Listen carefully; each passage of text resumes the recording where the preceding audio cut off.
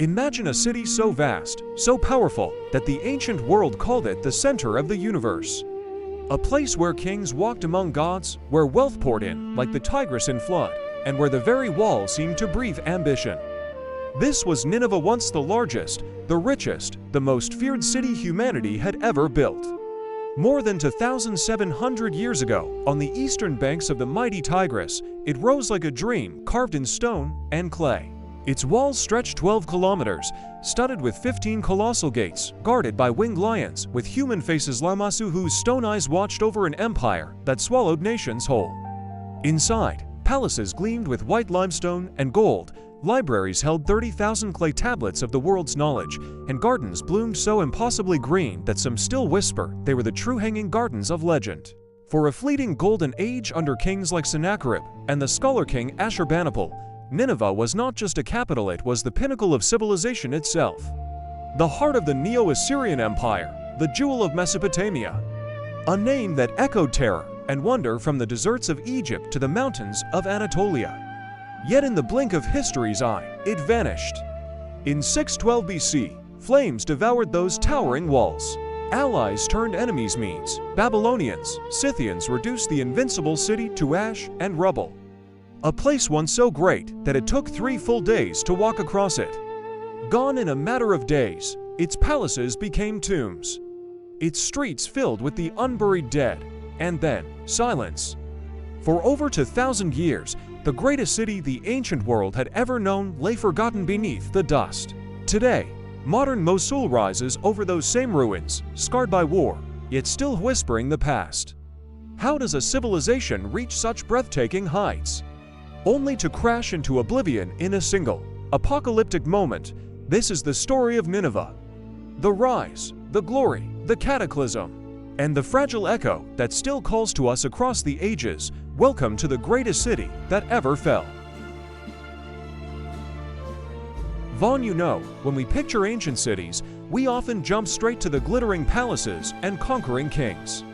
But Nineveh didn't begin that way. It started small, really small. Around 6000 BC, on this fertile bend of the Tigris, a handful of families chose this spot. They weren't dreaming of empires. They were just trying to survive, planting barley, herding goats, watching the river rise and fall with the seasons. This was the Hasuna world, simple mud brick homes, hand-shaped pottery with modest red-brown designs, children running barefoot between the huts. Life was hard, but the soil was generous, and the river gave them everything. Then, slowly, the world around them began to change. By 5000 BC, during the Halaf period, the villagers started painting their bowls with swirling patterns, red, black, white geometric animals dancing across the clay. You can almost feel the pride in those hands shaping the pots, passing stories through color and line. It wasn't just decoration, it was identity, a way of saying, we are here and we are connected. Around the same time, the Ubaid influence crept in from the south. Rectangular houses replaced round ones, clay sickles appeared in the fields, and suddenly people were trading farther than ever before. Nineveh grew 40 hectares by 4000 BC, one of the few proto-cities up here in the north. Copper started melting in their hearths, sparks flying as the first metalworkers sweated over furnaces, bringing heat and possibility to a place once defined only by stone and earth. And then came the Uruk wave. Around 3300 BC, boats loaded with goods sailed up the Tigris as far as they could go, right to Nineveh's doorstep. Stacks of those famous bevel-drim bowls filled storage pits, practical, mass-produced, but also symbols of a bigger world. Southern administrators arrived, southern ideas flowed in. Nineveh wasn't just a village anymore. It was a northern outpost, a bridge between worlds, but the real heartbeat of the place? That started beating louder in the Ninevite 5 period, 3000 to 2500 BC. This was homegrown brilliance. Early painted pottery gave way to delicate incised design, sharp lines, animals leaping across jars. These weren't copies, they were distinctly northern, proudly upper Mesopotamian. And rising above it all, the Temple of Ishtar. Even in those early centuries, people gathered there, offering grain, flowers, perhaps a lamb, whispering prayers to the goddess of love and war.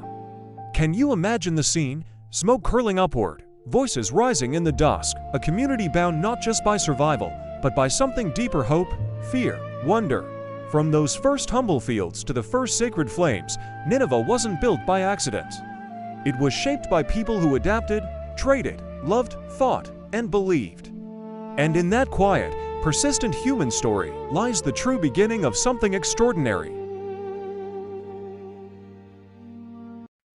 You can almost feel the dust settling on Sennacherib's hands as he stood on the rising terrace of his new palace, watching thousands of workers haul alabaster blocks under the merciless sun. This wasn't just a king issuing orders from afar. This was a man who'd spent his youth in Nineveh's older quarters, who knew every bend of the Tigris, every whisper of its currents. When his father Sargon died violently on campaign, body never recovered. Sennacherib didn't mourn in silence, he acted. He abandoned the brand new, cursed city of Dur-Sharrukin his father had built, and poured his grief, his ambition, his need for permanence into Nineveh. "I made it the wonder of all peoples," he boasted in his inscriptions. But behind the boast was something deeply human, the desire to leave something unbreakable when everything else felt fragile. Look at the Lamassu, those colossal winged bulls with human faces guarding the gates. The workers dragged them on sledges, hundreds pulling ropes of oxhide, levers groaning under 30-ton weight. Sweat-soaked men in short fringed kilts shouted rhythms to keep time. Sennacherib didn't just command this, he described it with pride in his records, as if he could still hear the chants, feel the strain. And when the statues finally stood, their 5 legs creating the illusion of motion, their curled beards and fierce white eyes staring eternally, those weren't mere guardians. They were his way of saying, "I am here, my city will endure." Inside the Southwest Palace, what he called the palace, without rival, the walls stretched for miles with reliefs. Not abstract art, but stories carved in stone. Soldiers climbing ladders at Lachish, Judean families in torn tunics being led away, the king's chariot towering over the chaos. Sennacherib had these scenes made so visitors would walk through his victories, feel the weight of them. Yet he also carved his favorite wife Tashmetusheret, calling her my beloved, praying they might live long together in these halls. Amid all the conquest, there was this quiet, personal wish, a king hoping for ordinary happiness in an extraordinary life. And then the gardens. Sennacherib didn't just plant trees. He recreated a mountain. He brought cedars from Lebanon, vines, exotic flowers, even cotton plants, things no one had seen before in Assyria. He built canals 50 kilometers long, aqueducts of white limestone arching over valleys, water screws raising streams to the terraces, so the gardens seemed to hang in the air. Some scholars now believe these were the true hanging gardens the Greeks later described, misremembered as Babylonian. Sennacherib wrote of them with almost boyish excitement. "I made waters flow over it, carried by feeder channels." This wasn't mere display. It was a man trying to tame nature itself, to make a desert bloom as proof that even death couldn't erase what he built. When Sennacherib died murdered in a temple by his own sons, after a bitter succession fight, his grandson Ashurbanipal inherited a city already legendary. But Ashurbanipal made it something more intimate, a place of the mind. He wasn't content with power alone. From childhood, he trained in the scribal arts, mastering Sumerian and Akkadian, reading texts from before the flood. In his North Palace, he created the greatest library the world had known, 30,000 clay tablets, organized by subject, from myths like Gilgamesh to medical recipes, star charts, incantations. Scribes worked by oil lamplight, fingers tracing cuneiform, copying, and cataloging.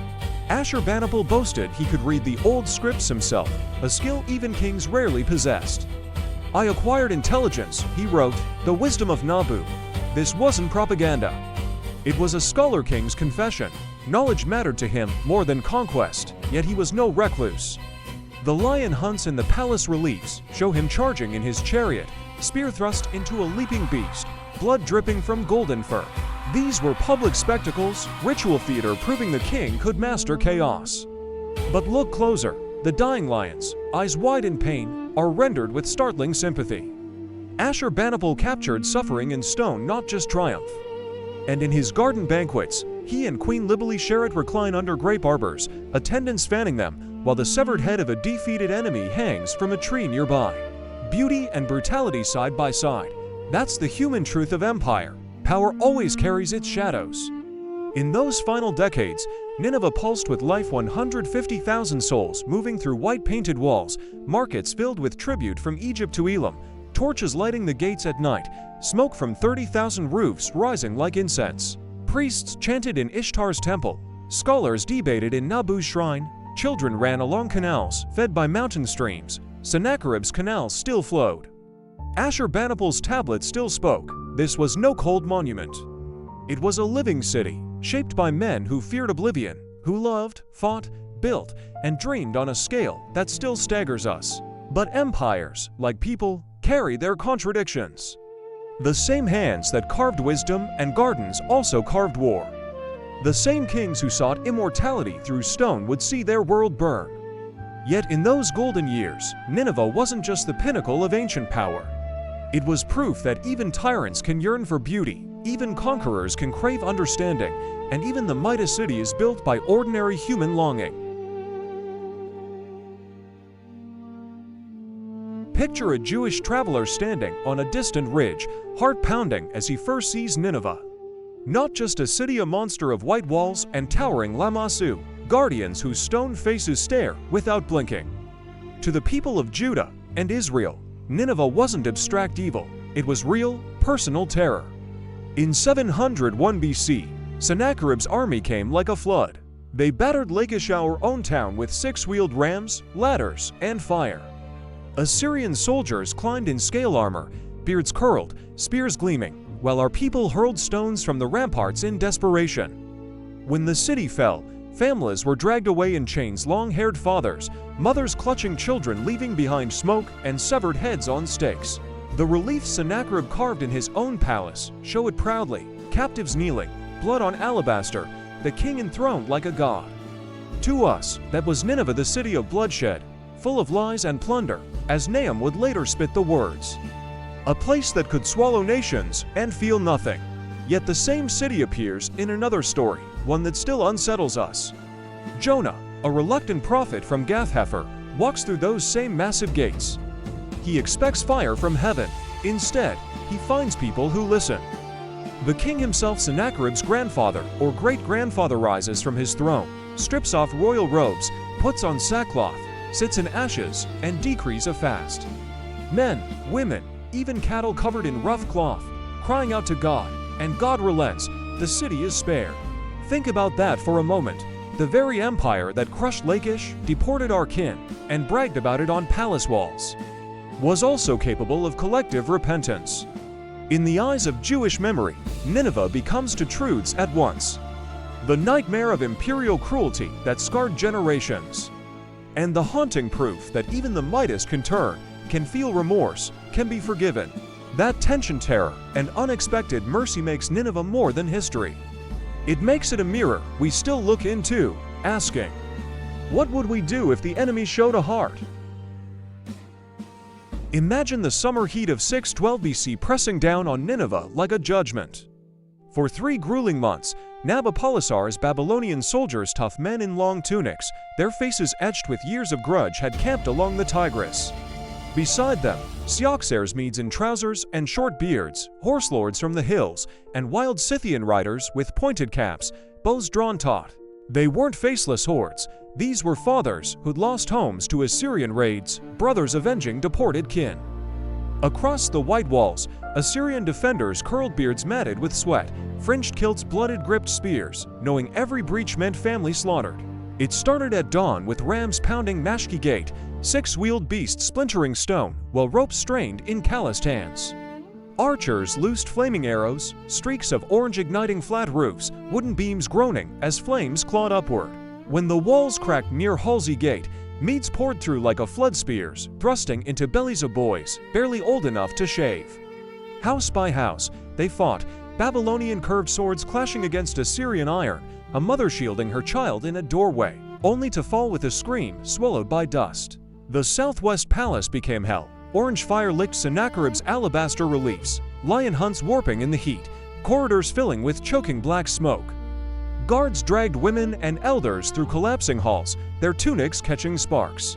In Ashurbanipal's library, scribes, those quiet men who traced Gilgamesh's words by lamplight, watched shelves buckle, 30,000 clay tablets shattering, some baking red-hot in the inferno, preserving frantic final notes amid the roar. Priests fled Ishtar's temple as Medes smashed her gilded statue, gold scattering under boots. Streets ran red, unburied bodies of veiled women clutching hairpins, children twisted in death, elders with curled beards frozen mid-prayer. King Sinzariskum, last of his line, barricaded in his throne room, long beard singed, crown askew, heard beams crash as flames closed in. No heroic stand, just a man, cornered, whispering to gods who stayed silent. By moonrise, looters hauled ivory and vessels through gates, victors stepping over the dead they'd once feared. Thick ash blanketed everything, meters deep, a gray shroud over what was once home. These weren't statistics, 150,000 gone in days. They were neighbors who baked bread that morning, lovers who kissed at dusk, children chasing dust motes. Nineveh didn't just burn. Its people did, clinging, screaming, breaking, reminding us how fragile even the mightiest grasp on life truly is. Dust still clings to Austin, Henry Layard's code in 1847. He stands on the Kuyunjik Mound, heart racing, while local workers brush away centuries of earth to reveal Sennacherib's alabaster face staring back. He wasn't hunting treasure, he was chasing ghost stories of a city the Bible cursed and the Greeks forgot. Every slab lifted felt like waking a sleeping giant. Layard wrote in his journal that the Lamassu seemed to watch him, as if asking why it took so long. Paul Emil Botta, digging nearby, felt the same thrill mixed with dread. These walls once heard screams, now they whispered secrets to strangers.